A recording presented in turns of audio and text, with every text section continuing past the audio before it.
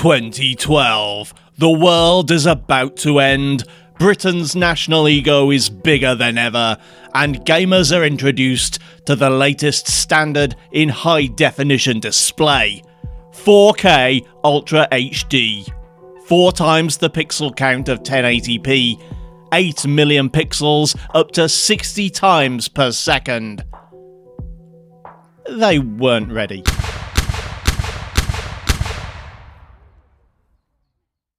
As this video goes live, we're approaching the 10th anniversary of the birth of the 4K UHD standard.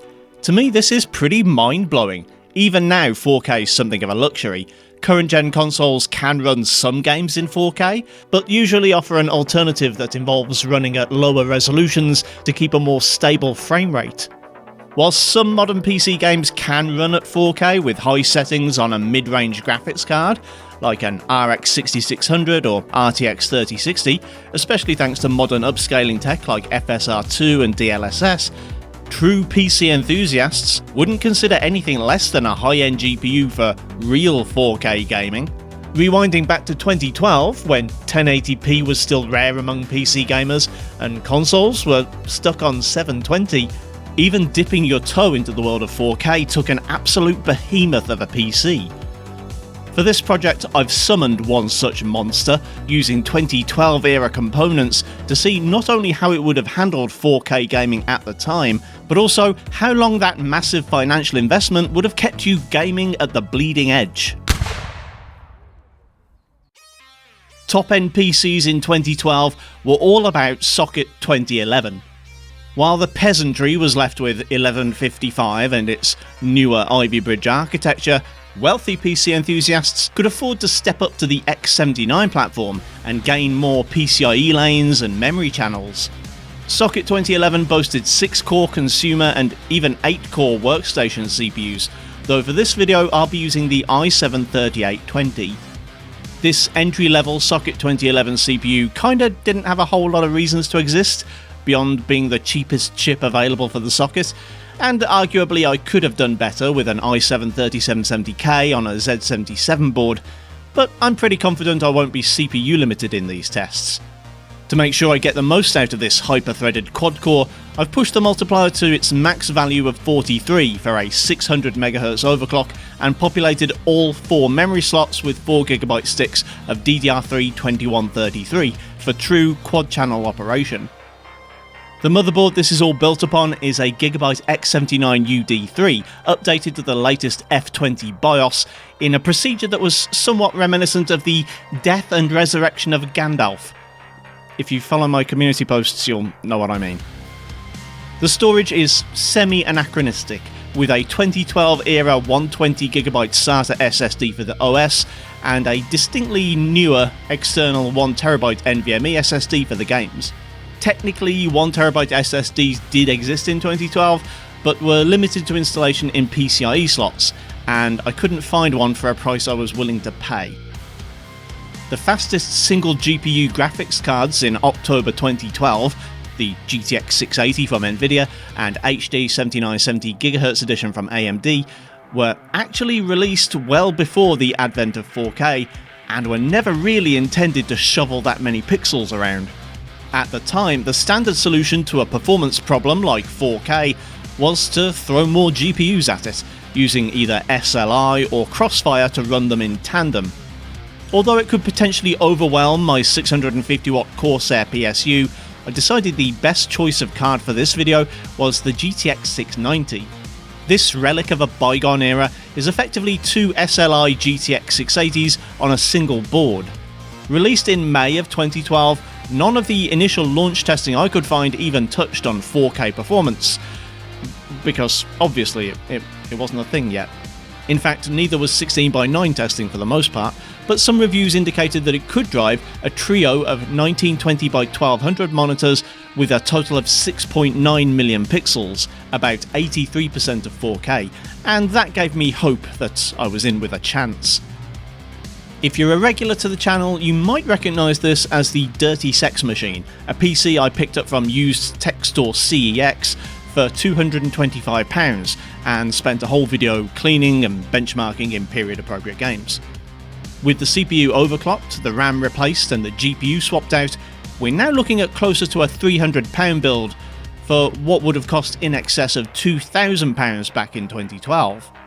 Now, let's see how this original 4K gaming PC handled games of the era, and for just how long it would have stayed relevant. As one of the standout titles of 2011, Skyrim would have been a must-own for gamers looking to try 4K for the first time, not least because it was already proven to play exceptionally well on this generation of hardware. The GTX 670 that this PC first arrived with could run Skyrim at 1080 Ultra at close to 100 FPS. The upgraded 4K Sex Machine maintains about the same average FPS, only with 4 times the resolution. Another favourite from the era, Portal 2 didn't have an open world to render, but it still managed to look stunning at 4K and run like a dream on the GTX 690. If the DisplayPort connector could have supported it, the dual GPUs could actually push a high refresh monitor, giving over 130 FPS on average at 4K max settings. One downside of the game's age is textures. Up close at this resolution, things do look a little blurry. Of course, 4 years after its release, the "can it run Crysis" meme was only slightly tiresome, and was actually still a relevant question to ask. The answer was yes, eventually. I received a literal crash course in SLI errors trying to run Crysis Warhead on 2 GPUs, and after using the NVIDIA control panel to enable alternate frame rendering, or AFR, I managed to get a fairly smooth, crash-free experience at 4K using the mainstream quality preset.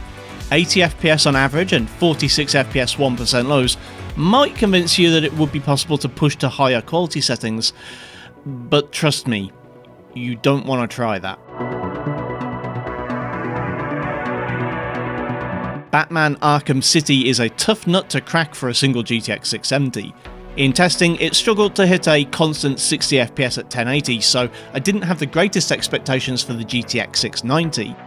Well, I needn't have worried, as the upgraded setup works pretty damn well. With settings largely maxed out, with the exception of anti-aliasing, and even Nvidia's demanding PhysX engine on high, the game comes pretty close to a 60 FPS average, though frame times were a little uneven. SLI setups are kinda known for this behaviour, but disabling or reducing PhysX should be a good option if you wanted to get a little more performance without sacrificing visuals. Watching this footage, you might have spotted that I seem to have been recording in 30Hz, and also that I'm playing like a schmuck. The former is a limit of my capture hardware. My little EasyCap box can only record 4K at 30Hz. The latter is because I don't own a 4K display, and so I'm running everything through an OBS window on my capture PC. This means I have a substantial amount of input lag, and I'm only playing these games at an effective 30 FPS. Which is also my excuse for why I actually couldn't tell that 2012's Far Cry 3 was really struggling on this setup. At 4K Ultra, the game only came back with a 32 FPS average and lows in the mid-20s. And even dropping to high didn't guarantee a locked 30. It is a graphical tour de force of the early 2010s, and these days is a non-competitive single-player experience only, so it's arguable that this isn't really a bad result, and is actually playable. Well, so long as you're not playing through OBS, that is. Moving into the second year of 4K, and I was worried for a moment that my experiment was going to end here. On launching Tomb Raider 2013, I was mortified. The game was a slideshow at 4K Ultra. Eventually, the culprit for this disproportionately low FPS was found, and if you know the game, you can probably guess where the problem was. Yes, trying to render Lara's hair with Tress effects absolutely tanked my frame rate. At the high preset with Tress effects disabled and tessellation turned off, I could enjoy a very healthy 80 FPS, only dropping into the 60s.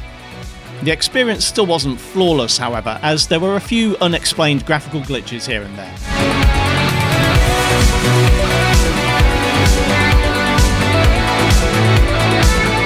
The other favourite benchmark of 2013, BioShock Infinite is a gorgeous game at almost any resolution. While I couldn't max out the quality settings without taking a big hit to performance, High settings were sufficient for a better than 60 FPS average. Again, running a game from this era at 4K does show some of the flaws in art design that lower resolutions would mask. The ground textures in particular don't hold up well, though there's plenty to do in Bioshock other than stare at the floor. Impressively, the GTX 690 looks like it holds up pretty well in my chosen games from 2014, starting with Call of Duty Advanced Warfare, and as I found with the GTX 670, it's easy to exceed the available VRAM in this game. Tweaking the settings, mainly by enabling AFR, dropping quality to high and turning shadow caching off, results in a very acceptable 72 FPS average, though 1% are still distressingly low. Shadow of Mordor started off by giving me flashbacks to Tomb Raider. The menu was an absolute PowerPoint, and trying to drop quality settings could induce crashes to the desktop. I did eventually manage to get down to the medium quality preset, and everything instantly improved. I presume the 2GB frame buffer was the issue, as the lower preset made for an extremely playable 61 FPS average with lows in the 40s. This is actually the first time I've played this game, and it seems like fun. I'd like to think I'll play it properly one day, but then I realise I have over 700 games now, and the chances of me playing even the top 100 in my lifetime before my eyesight fails and arthritis sets in are vanishingly slim. Sorry, I turned 40 recently. A lot of my thoughts end up like this. There are two obvious titles from 2015 that had to be benchmarked, the first being GTA 5. This sleeper hit from up-and-coming studio Rockstar has proven to scale nicely across a wide range of hardware, and still supports multi-GPU setups like this one. 4K normal is a stellar experience, running at 90 FPS on average, though some of the lower quality assets look a bit weird in Ultra HD. Unfortunately, there isn't a lot of room in the 690's VRAM budget to go any higher, so I had to drop texture resolution back down to normal. Even then, things got choppy. Averages were close to 60, but lows dropped below 30, and there were tons of random spikes that would promise to ruin your enjoyment of the game.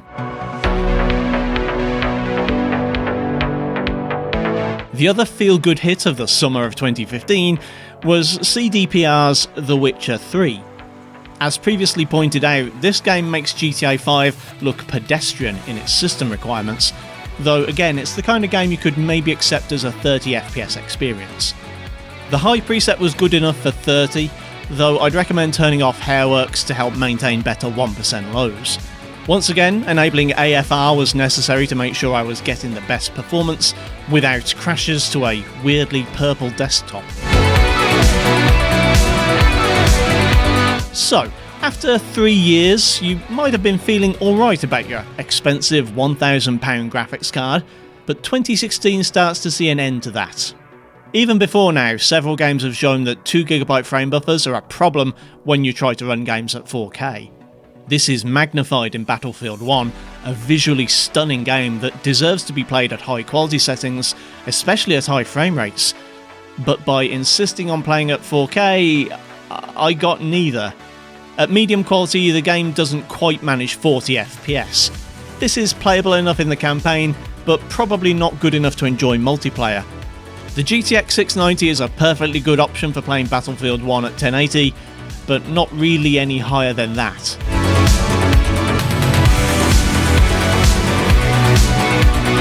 Assassin's Creed Syndicate would prove this system to be a failure, and it wouldn't be the last. During a couple of hours of testing, I managed to get the game to start with both GPUs working, and without a purple colour cast over the image, but I couldn't get it to run at 4K above a couple of FPS. Even at 1080 things weren't going well. I have a suspicion that this experiment is coming to the end of the road a little earlier than I'd hoped. 5 years in, and I think I've seen enough. Hellblade's Senua's Sacrifice kinda supports SLI, though not without AFR. At 4K and lowest settings, the opening sequence is a stop-motion movie and looks atrocious. The developers have made some updates recently, so the game actually supports FSR, but the 690 still doesn't have the power to capitalise on this. At FSR quality, effectively rendering at 2560 by 1440, I could turn up to medium and play in the high 20s, but it still looks pretty bad. At FSR performance and high quality, the game is starting to look presentable, but it's only really rendering at 1080 and doesn't look like 4K at all, and FPS still isn't consistently above 30.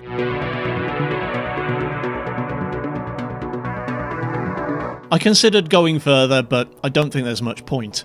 14 games in, most of them pretty successful, though not flawless experiences, I think I have my answer. An early adopter to the 4K phenomenon would have had a pretty decent gaming experience from 2012 through to early to mid 2016. In this era, SLI was still a viable technology, textures hadn't expanded to the huge sizes we'd see later on, and DX10 and 11 compatibility would allow you to play pretty much every popular game. Over time, however, the penalties of buying early would become apparent. The Kepler architecture that the GTX 690 is built upon was not particularly forward-looking. Its DirectX feature level ended at version 11. Its Vulkan support was half-baked. Its driver support ended in 2021, and in an SLI setup, 2GB of VRAM plus another 2GB is still 2GB of VRAM. Within 2 years, Nvidia's cards would have twice as much memory on board, and AMD were already beating Team Green in this arena in 2011. Once new games were developed to take advantage of this extra VRAM, owners of 2GB cards would have to start making sacrifices, the first of which, in this instance, would have to be a drop from 4K. The final death knell for the GTX 690 would be the death of SLI. There's no clear-cut moment we can point to when multi-GPU support in games ended. It just kind of fizzled out.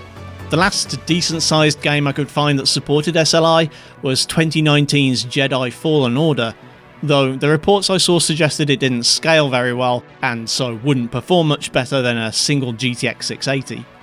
If you're interested in budget cards that can game at 4K, check out this video where I try out GPUs as low as £100. Thanks for watching, kindly do the usual YouTube things if you feel so inclined, and I'll see you next time.